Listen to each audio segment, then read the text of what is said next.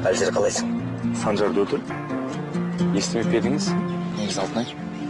Ауылдан да осындай бір үлкен дүкен ашып қойса болар еді. Қайта қалаға бара береді. Мен келдім. Қызы жібереді. Әне бар. Не көмектесіңізші. Қазір оны өлтіреді. Не деуге болады. Бірақ өкпесі жата өтіпті. Ал екінші оқталдық. Жағдайы өте қиын. Жәнбек, абай болыңыз. Мәулен әлі қалада. Кез келген жерден шыға келуі мүмкін. Мен түсіндім. Ол тірі болатын. Өлген? Жоқ, ол өлген жоқ. Сіз естідіңіз бе? Болмайды дейме сізге. Болмайды. Сіңілім. Мен бәрібір кірем. Тоқтаңыз. Тоқтаңыз дедім сізге. Ана жақта менің күйеуім жатыр. Оны біреулер атқан. Оның жанында болу керек. Аты жөнді кім? Әлішер Аманғали. Сізді жібере алмай. Айттым ғой мен сізге болмайды деп шығыңыз. Неге жібермейсіз? Олай етуге хақыңыз жоқ. Жіберіңіз деймін ана жаққа. Солай. Оған ешкім кіргізуге болмайды. Сіз не? Бірдеңе жасырып тұрсыз ба? Ол тірі ме? Әлішер! Сізге Таңертең келіңізші. Таңертең рұқсат береді. Қойыңызшы, жыламаңыз. Жыламаңыз. Таңертең сізді кіргізеді. Рұқсат береді сізге. Жыламаңыз. Жыламаңыз. Ол менің күйеуім. Түсінесіз бе? Оны көрмей, қалай қайтам? Айтыңызшы соны. Не пайда жыламаңыз? Жыламаңыз. Жүріп отырайық. Отырыңызшы. Жыламаңыз. Бәрі жақсы болады. Мен ешқайда бармаймын. Таңға дейін осында отырамын. Науқас Аманғали кіру үшін арнайы рұқсат керек. Қай-қайдағыларды осы жерге әкеп отырысып қояды. Жыламаңыз. Есіміңіз кім болады?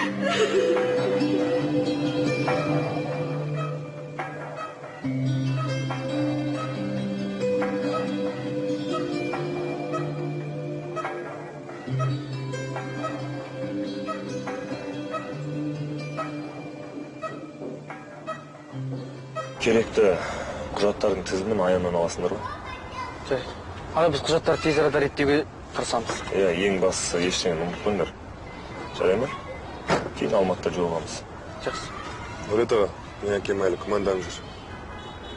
Сен әкеңе бізге жатақхана беретін айтқан жоқсың ба не? Айттым. Мұқан, сен былай істе, әкеңе менің нөмірімді бер, мен өзім түсіндіріп айтамын. Жарайды. Жарайды, жігіттер онда. Ұшақтан қалам. Жүрейін. Жақсы. Ал, жақсы. Жолыңыз болсын. Рахмет. Ағай, мына майды сізге мен апам беріп жіберді. Аяғына бір-екі күн жақса, тайда шауып кетеді абай. Рахмет. Апаңа үлкен рахмет айт менің. Жақсы. Жол амандығын берсін ағай. Жақсы. Рахмет. Байқап жүріңдер. Жарайды. Бірдеңе орнып қалмаңдар. Қалай, жүреміз бе? Өзің отыра аласың ба? Иә, әрине.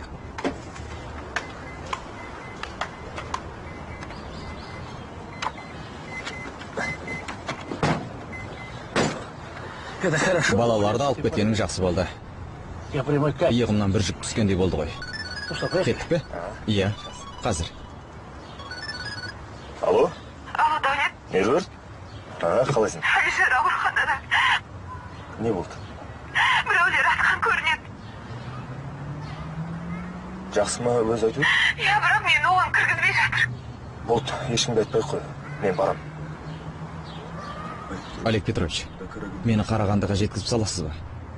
Бензиніңізді құйып берем. Әрине, оған сөз бар ма? Не болды? Бір жағдай болды ма? Иә. О, Құдай-ай, кеттік.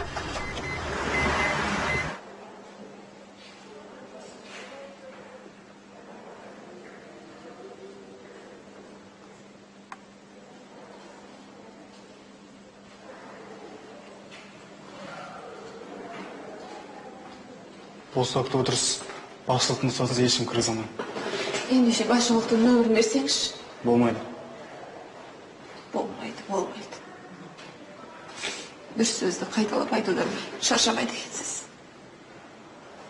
Бастыңыз қашан келеді?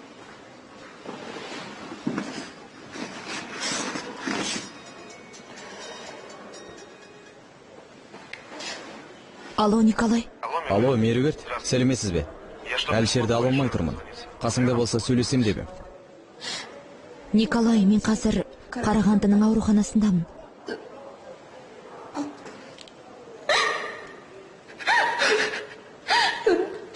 Әлішер жараланған. Не? Қашан? Кеше. Мені кіргізбей жатыр.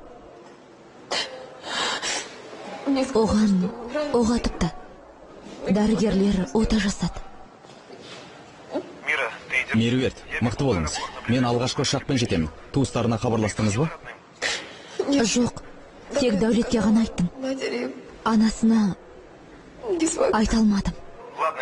Жақсы, көріскенше.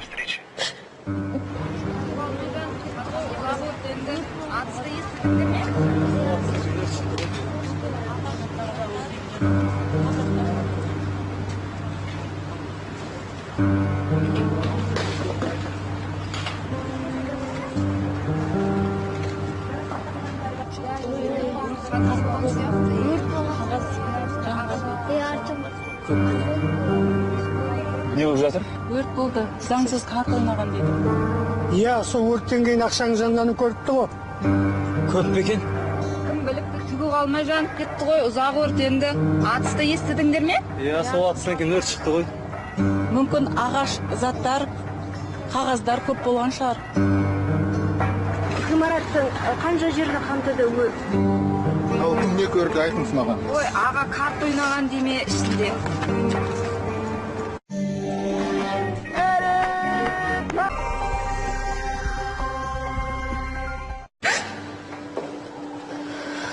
Сәлеметсіз бе, Меруерт? Саламатсыз ба, Карина?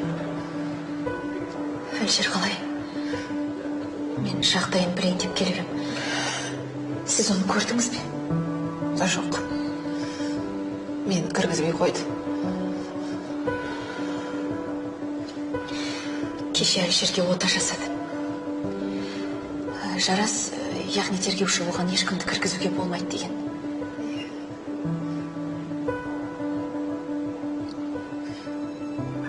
Қызыңызды ұрлап кетті деп еді.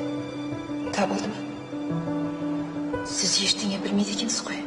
Карина, менің ештеңеден хабарым жоқ. Кеше кешкісін оның жұмысына телефон соқпағанымда әлде ештеңе білмей отырар едім. Түсінікті. Әлішер ол жаққа ботаны құтқару үшін барды. Ол қай жақ? Қаланың сыртына, Айдалаға. Мәулемен кездесу үшін. Ол ботаны құтқарыпты, ал өзі...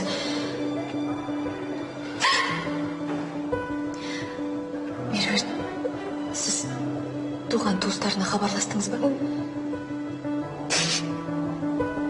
Дәулетке ғана айттым.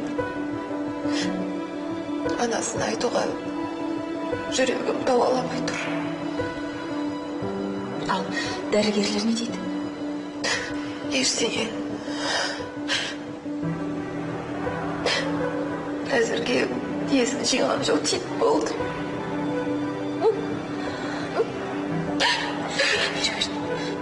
Сабыр сақтаңыз. Мен сізді үйге жеткізіп салайын. Олар бәрібір кіргізбейді. Мен күзем бас жоқты күзем. Кіруге рұқсат аламын. Менің білуімше ол Оразов Жарас деген тергеуші. Ол қазір жоқ. Құдайыма кіргізіңіз мені. Сабыр сақтаңыз. Ақырын, қыздар, сіздер жансақтау бөлімінде тұрсыздар. Мен кіргізіңіз. Күйеуімді көргім келді. Түсінсеңізші, ол қазір ес-түссіз жатыр. Сол себепті рұқсат бере алмаймын.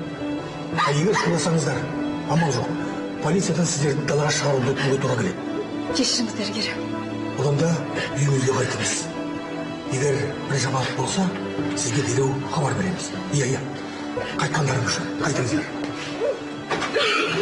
Меруерт, сабыр сақтаңыз. Жүріңіз, мен сізді үйіңізге жеткізіп салайын. Сәл тынығып алыңыз. Бұлар айтқаннан қайтпай, кіргізбеймін десе, кіргізбейді. Жүріңіз.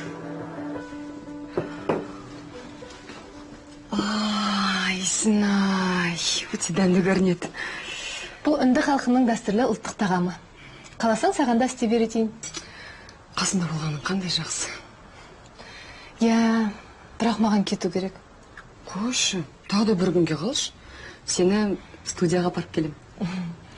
Бүгін Дәулет аға келеді ғой, ыңғайсыз болады. Қайдағыны айтпаш. Сені көріп ол да мәз болады.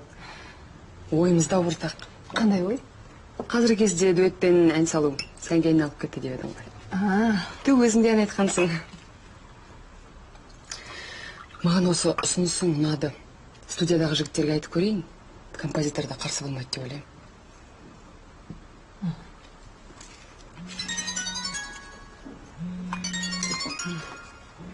Шаққа отырып жатқан шығар. Алло? Линда, сәлем жаным. Әуежайдасың ба? Мен сені күтіп алам. Жоқ жаным, мен тағы бір күн осында болуым керек. Не болды? Бәрі дұрыс па? Иә, бәрі жақсы. Кейін саған айтып берем ғой. Кейінірек хабарласам. Уайымдама жаным, бәрі дұрыс. Жарайды. Бірақ хабарласып тұр. Әйтпесе саған сағат сайын телефон соғып тұрам. Жарайды, сау бол. Жарайды, жақсы. Сені ешқайда жібермеймін. Бүгін Дәулет келмейтін болды.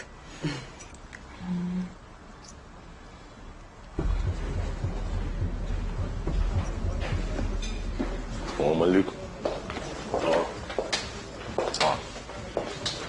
Қалайсыңдар?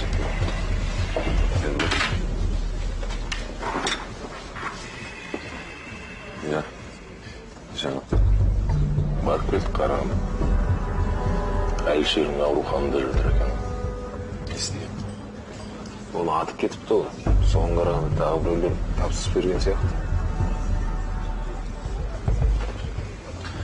Жоқ, бұл жол жай. Кездейсоқ. Бірақ Әлішер көп адамның жолын кесіп жүрген рас. Жақсы. Босқа уақыт өткізбейік. Жарайды, біз не істеуіміз керек енді. Біздің ісімізге кездейсоқ араласып кеткен адамдардың ісін бір жаққа шығару керек. Ол өз жазасын алды ғой. Ол алды, жарайды. Екіншісінші. Оны қолға түсіру оңай. Ол өзі жалғыз жүреді.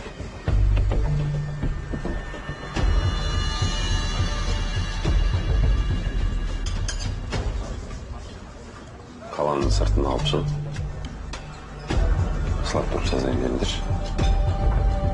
Жақсы, түсінік. Апарып айдалаға тепіле тастап кетіңдер. Тірі қалса ажал жоқ, өлсе өзімен көрсін. Жарайды. Оның өзінің жеке меншік кафесі бар.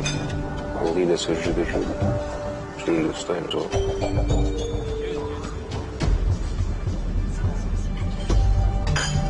Соны айтайын дегем. Жарайды. Жақсы.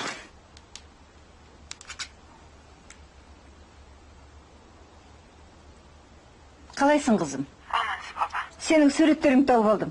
Бала кезіңдегі суреттер. Алып кеткің келіп еді ғана жолы. Рахмет, папа. Меруерт, даусың біртүрлі ғой, не болды? Папа, Әлішер ауруханада. Не? Не болды? Ол жараланған. Біреулер атыпты. Оқ атқан? Тірі ме? Иә, бірақ көруге рұқсат бермей жатыр. Оған ота жасады. Меруерт, егер де оған оқ атқан болса, ожа қауіпті. Дереу үйге қайт. Папа, сіз не деп отырсыз? Әлішерді тастап қайда барып?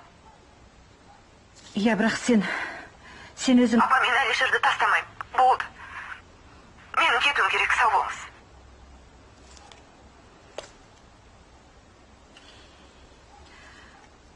Не деген масқара өзі? Ой. Бота сіздің барлық сұрақтарыңызға жауап бере алды ма? Иә, барлығына жауап берді. Апа, ғаламторға кірейінші. Достармен сөйлесуім керек еді. Жарайды, бара ғой. Рахмет. Ботам мықты қыз екен. Көп балалар осындай оқыс жағдайдан кейін тұйық болып қалады. Иә. Құдайға шүкір. Айтпақшы, бүгін мен ауруханаға барып шықтым. Мен сізге айтып едім ғой, ешқайда шықпаңыз деп. Неге айттыңыз? Енді Әлшердің қал жағдайын білгім келді. Рахмет айтайын дегем. Ол ес-түссіз жатыр, ал сіз үшін ол өте қауіпті болуы мүмкін. Иә, дұрыс айтасыз. Сақтықты да ойлаған жөн. Әрине. Сол айтайын дегенім, ауруханада Әлшердің бұрынғы әйелін кездестірдім. Бұрынғы әйелін? Енді олар қайта табысқан көрінеді. Әлшерге кірмек болып еді, сіздің қызметкерлеріңіз кіргізбеді. Сосын оны мен үйіне жеткізіп салдым. Түсінікті. Әлшердің бұрынғы әйелі. Ол да Мәуленнің кезекті құрбанына айналуы мүмкін. Қалайша? Ол тек қана болжам ғана. Мәуленді әлі ұстаған жоқпыз. Бірақ оқтарын тексеріске жібердік. Нәтижесі бар ма? Әрине. Тапаншадан оның алдында оқ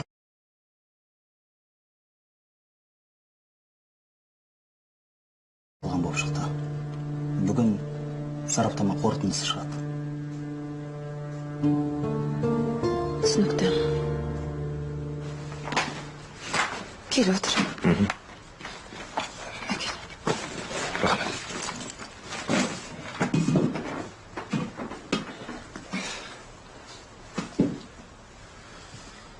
Кеше түстен бері телефон сөндіріліп болды.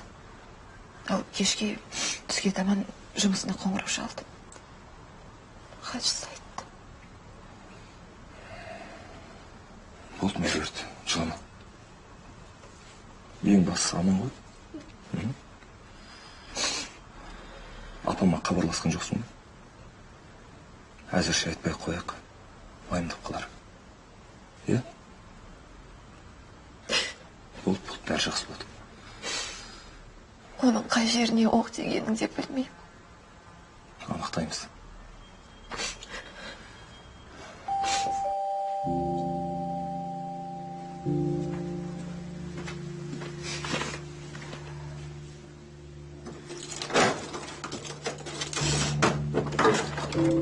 Здравствуй, Меруерт. Сәлем, Меруерт. Сәлем. Мен Астана арқылы келдім. Содан таксимен. Әлшер қайда? Ол ауруханада, Николай. Әзірге ештеңе білмеймін. Ес-түссіз жатыр деді. Кіреберісте полиция қызметкері тұр. Демек, оны күзетіп тұр. Өзің не байқадың? Соңғы кездері оған біреулер қоқан-лоқы көрсеткен жоқ па еді? Осыдан 2 күн бұрын оның қызметтесінің баласын ұрлап кеткен көрінеді. Бүгін таңертең сол әйел ауруханада болды. Аты Карина. Содан? Әлшер әлгі қызды ұрлап әкеткен адаммен кездесуге барған көрінеді. Қызды құтқарыпты. Ал өзі... Сабыр етіңіз, Меруерт. Сабырды сарал. Қазір сабыр танытпай болмайды.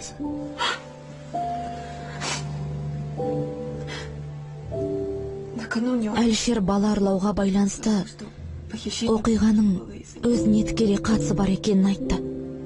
Сонда қалай? Алдыңғы күні кешке қарай бірге тамақтанған болатынбыз. Бір қызметтесімен арада кикілжің болғанын айтты. Бірақ кім екенін ашып айтпады. Сол кезде оған біреу телефон соқты да, ол басқа әңгімеге көшіп кетті. Жұмыста хабарласты деді. Ауруханаға бару керек. Әлшердің ісімен кім айналысып жүргенін біліп, істің мән жайын анықтайық. Дұрыс айтасың. Кеттік қазір. Собирайся. Кеттік. Түсінбедім. Азық түлік дүкені ме, жоқ әлде шаруашылық дүкені ме? Апа, әзірге ойым ғой, ол негізі Мәдидің ұсынысы еді. Қажетті нәрсенің бәрін сатып алу үшін сонау ауданға, көрші ауылға барып жүргенше. Иә. Бірақ енді оған қыруар қаражат керек емес пе? Дүкен салу керек. Тауар алу керек. Оның үстіне қандай құжаттар керек екенін де білмеймін. Соны біліп алу керек. Апа, дүкен салмай-ақ вагон қоя салмаймыз ба? Ол кішкентай болады ғой. Оны қанша товар сияр дейсің? Негізгі қаңқасын ағаштан құрастыруға болады. Арзанға түседі ғой. Ал товар ше? Оны сатып алуға қанша ақша керек? Оның да тиімді жолы бар. Бірінші товарды сатып, содан кейін ақшасын қайтаруға болады. Ой, бұрым. Білгенің 1.9, білмегенің 99 деген осы. Оның дұрыс.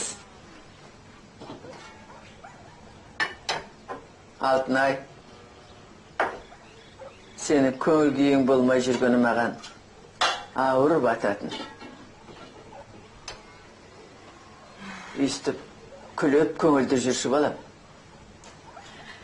Қиын күндерді бастан өткіздік қой, апа. Уайымдамаңыз, бәрі де жақсы болады.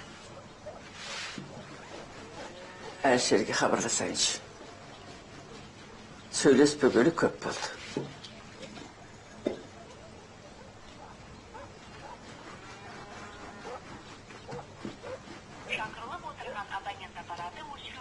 Телефон сөндірулі. Қолы бос емес шығар. Өзі хабарласар, уайымдамаңыз.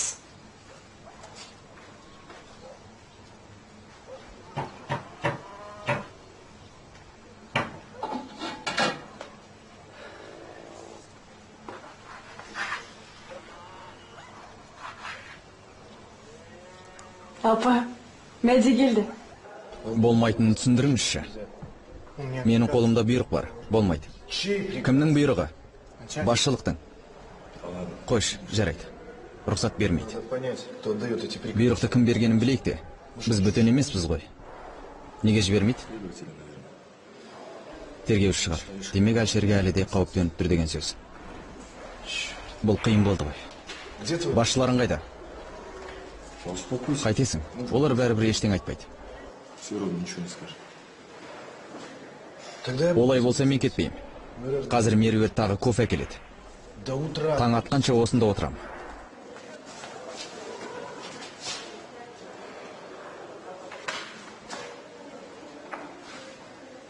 Ал мен кеттім. Қайда? Әлі оңбағанды өзім тауып алып, сазайын берем.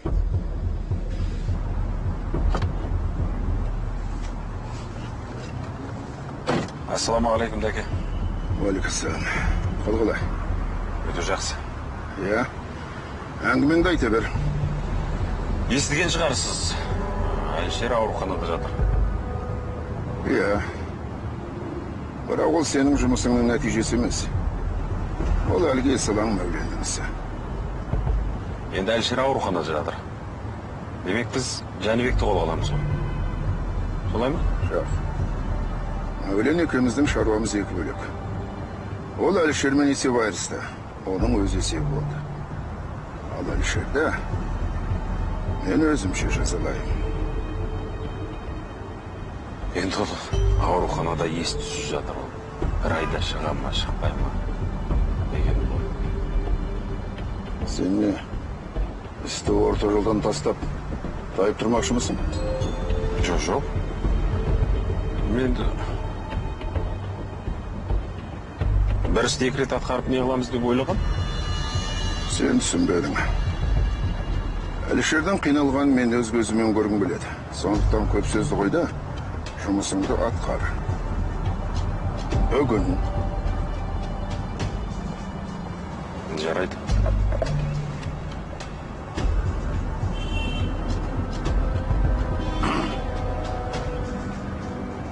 Алло. Мен ғой. Жұмыстарыңды атқара беріңдер. Екеуінде қолға алатын болдық. Бірінші Жәнібекті, содан кейін Әлішерді. Бүгін. О, Дәулет. Қалайсың? Жақсы, қалай өзің? Жақсы, кел отыр. Аяғыңа не болды? Майда шүйрек ғой. Сен бәрінен хабардар шығарсың? Иә. Бірақ сенен тағы да бір нәрсе сұрайын дедім. Бірдеңеге тапсырыс берсің бе? Жоқ, рахмет.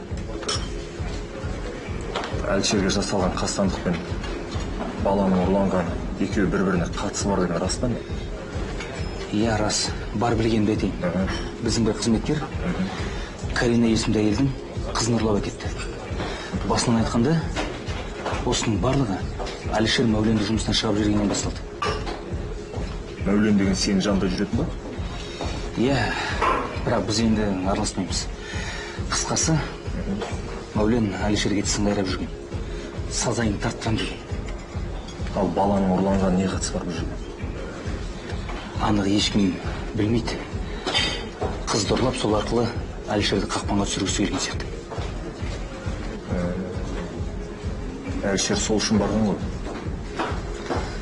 Бір өзі барып еді. Солай болып тұр ғой. Қыздан сұрағанда, қыз қашып кеткен кезде сол жерде Алишер мен Мәуленнен басқа ешкім болмаған. Иттің баласы тапаншаны қайдан алып жүр? Білмедім. Оны көрмегелі біраз уақыт болды.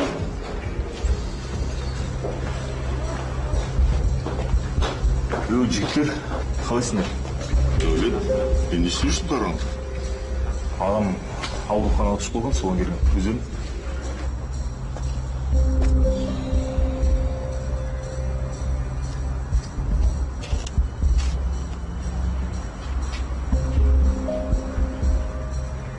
Сенеге 20 минут уақытым бар.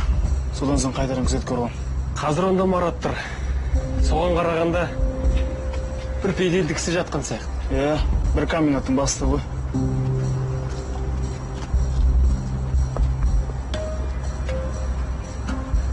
Сіздер маған келдіңіздер ме? Иә, саған келдім. Тәуір шықпеші, әңгіме бар. Сен отыр. Қазір.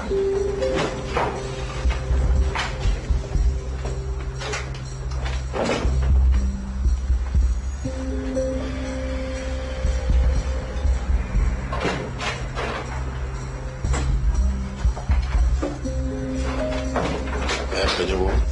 Бір жағдайлар болып қалды. Бұрыннан танисың ба? Ағамен бірге жұмыс істейтін жігіттер ғой. Алишермен ба? Иә. Ауруханада жатқан сол ма? Иә. Сен туған ағаң бол? Үйіміздің үлкені ғой. Не ғой, Дәулет? Сен жақсы жігітсің. Біз сені сыйлаймыз. Бірақ сенің бауырыңды мынаумен қоса жолдан сырып тастауға бізге тапсырыс келді. Кімнен? Біз оны саған айта алмаймыз. Сен түсінесің ғой. Ең бастысы біз сені біліп жүрсін дедік. Біз ол тапсырыстан бас тартамыз. Бірақ ол адамдар бізден басқа біреулерді тауып алады. Жақсы, рахмет сендерге жігіттер. Жақсы. Аман бол. Аман.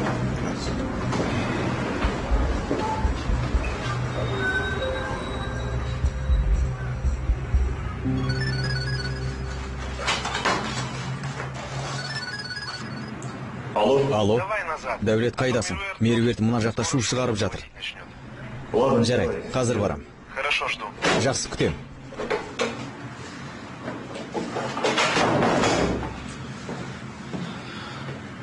Аналар не шаруамен кепті?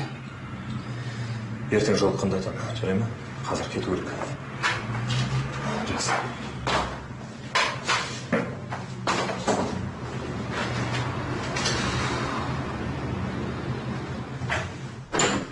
Жәке, тапаншаның басқа да бір іске қатысы бар болып шықты. Ой, сен ұйықтап отырсың ғой? Жоқ, отыр. Қандай тапанша? 1,5 апта бұрын осы тапаншамен Көкшетауда Санжар деген біреу өлтірілген. Санжар дейсің ба? Ол кімді ала? Қылмыстық істерге жақын жүретін жігіт. Өзі спортпен шұғылданыпты. Түсінікті, сосын? Денесінен 2 оқ табылған. Көлігі де болған. Бір қызығы көлік іздеуде екен. Көк түсті Мерседес. Көк түсті Мерседес дейсің ба? Мәулен Ботаны ұрлағанда да көк түсті Мерседес болған жоқ па? Иә, менің ойыма да сол қыздың түсініктемесі түсті. Онда сен қазір бейт. Көкшетаудағы әріптестерге хабарлас. Санжардың өліміне байланысты істің ізі бізден шығып тұр деп айт. Түсіндің ғой? Осы шаруамен өзің айналыс. Мәуленнің фотосуреті бізде бар. Барлық мәліметтерді соларға бер. Сосын айтуға ұмытпа, қаруланған және аса қауіпті қылмыскер екен. Түсіндің ғой? Жарайды. Осы. Неге бізді кіргізбейді? Енді қанша күтеміз? Сізді кіргізе алмаймын. Науқастың жағдайы өте ауыр. Сіз қалай түсінбейсіз? Мен оның әйелімін. Сондықтан оның жанында болуым керек. Мен сізді түсініп тұрмын. Бірақ аурухананың өз тәртібі болады. Сіздің күйіңізге барлық жағдайлар, ем жағдайлар жасалып жатыр. Жағдайы мен сайын өзгеруі мүмкін. Дәрігердің қатаң бақылауында болуы керек. Одан кейін мен сізге жасалықта бөліміне кіргізсем, басқа науқастардың туысқандары да басқа бөлікке кіре бастайды. Осыны да ойлаңыз. Меруерт, меніңше, полицияның қолында тұрған ештеңе жоқ. Біздің ең жақындар екенімізді бәрі біледі. Гәп басқада. Сіздерге сабыр сақтаған дұрыс болады. Тоқтай тұрыңыз, сіз қайда кетіп барасыз? Меруерт, сабыр сақтаңыз. Болды.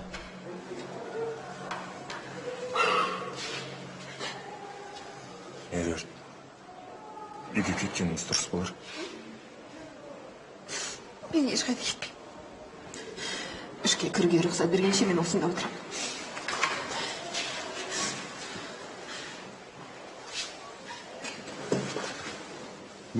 Меруерт, Дәулет дұрыс айтады. Енді үйге қайтқанымыз жөн. Мен қонақ үйге барам. Дәрігерге телефондарымыздың бәрін жазып бердім. Жүрейік. Сенің демалуың керек.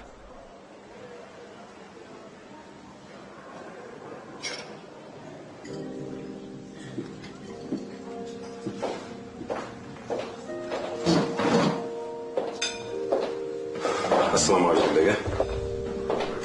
Қалыңыз қалай?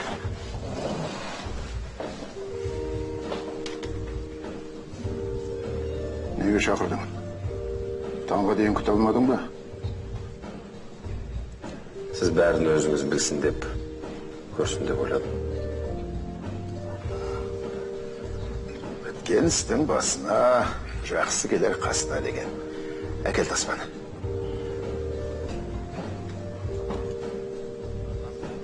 Дәке таспа жоқ. Олар істеп бастарды. Түсінбедім. Бас тартқаны қалай? Бір сағат бұрын маған қоңырау шалып бәрі өзгерді деп бас тартамыз деп айтты. Ақылынан адасқан ба? Мен ақша төледім ғой. Дұрыс қой бәке. Бірақ анау Әлішер мен Жәнібекке бұдан кейін тиісуші болмаңдар деп талап қойды.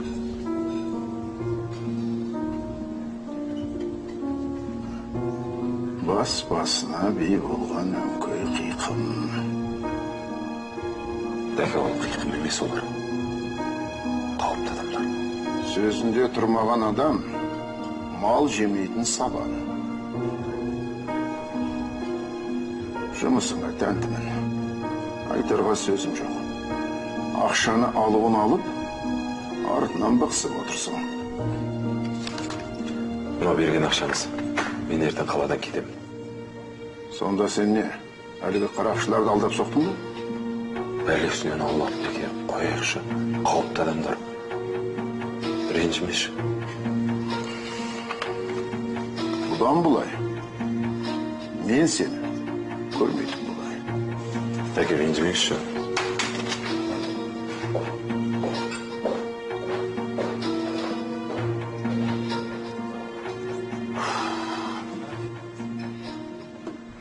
Жақсы бәрі.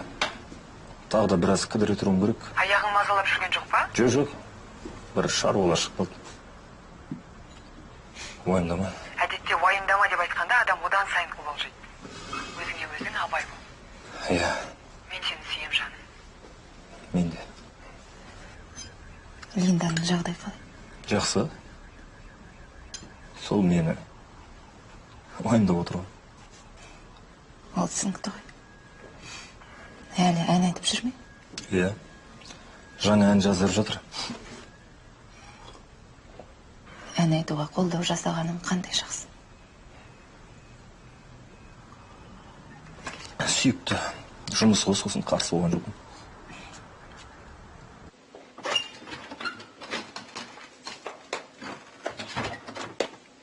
Кеш жарық. Кеш жарық. Мен кешікпеген шығармын. Жоқ, мен өзім ерте келіп алдым. Мәулен сыртқа шылым шөуге шығып кетті. Сіз Алашол тобына өзіңіз ән жазып жүргеніңізді білем. Иә. Мүмкін сіздермен дуэт жазсақ кетеді. Дуэт дейсіз ба? Бұл туралы ойланып көрмеппін. Мүмкін жақсы дуэт шығатын шығар. Иә. Сіздің даусыңыз негізі сопрано ғой. Біздің жігіттердің дауысы тенор және баритон. Мүмкін жақсы дуэт болатын шығармыз. Иә, мүмкін. Бұлай болсын, онда сіз әннің бірінші шумағын айтыңыз. Сосын біз екінші шумағын айтайық, содан кейін бірге қайырмасын айтайық. Иә, солай істеуге болады. Я болмаса, сіз бірінші, үшінші тармағын айтасыз, біз екінші, төртінші тармағын айтамыз, сосын қайырмасын бірге орындаймыз. Иә, жақсы. Дәулет, егер шаруаларың болса, алаңдама кете бер. Жоқ, қайдағы? Әлішерге оқ атты. Ол жақта қалай жүрмін? Бұл жерде бір гәп бар сияқты. Бір нәрсені білдім. Сонда не? Әлішерді іздеп жүрген бір кісілерді кездестірдім. Олар өте қауіпті жігіттер.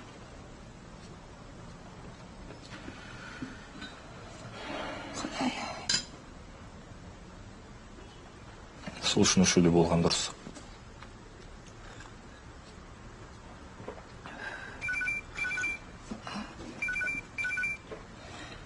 Апам хабарласып жатыр.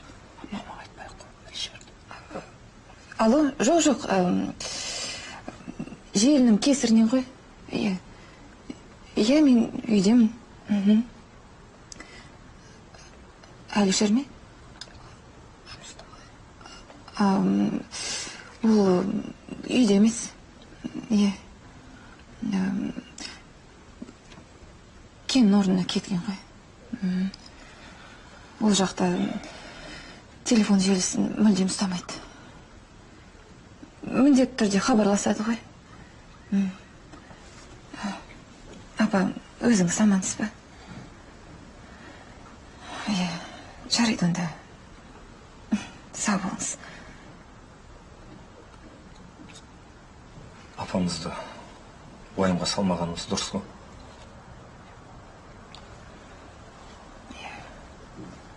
Меруіт, мен білетін Әлішер болса бар ғой, көп жатамайды ғой. Ертең-ақ жүгіріп кетеді.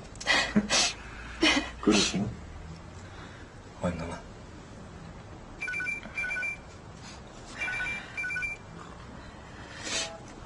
Алло.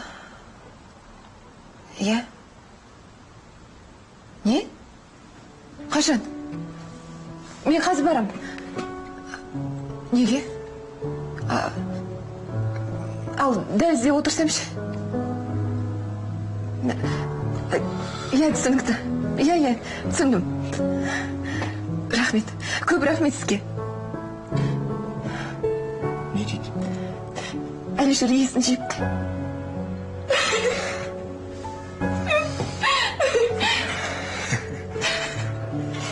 Есін жиған бетте сізді шақырды. Түсінікті. Әлішер? Әлішер, қалыңыз қалай?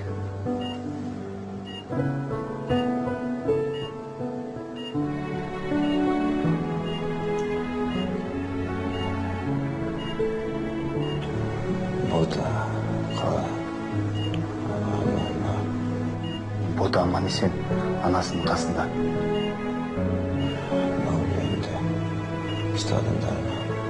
Мәуленді әлі ұстаған жоқпыз. Сізге сөйлеуге болмайды. Демалуыңыз керек. Менің анама ештеңе айтма. Уайымдамаңыз, ештеңе айтпаймыз. Әйеліңіз шу шығарып жатыр. Сізге біраз ұйықтап демалу керек. Ал енді біз шығайық. Жазылып кетіңіз.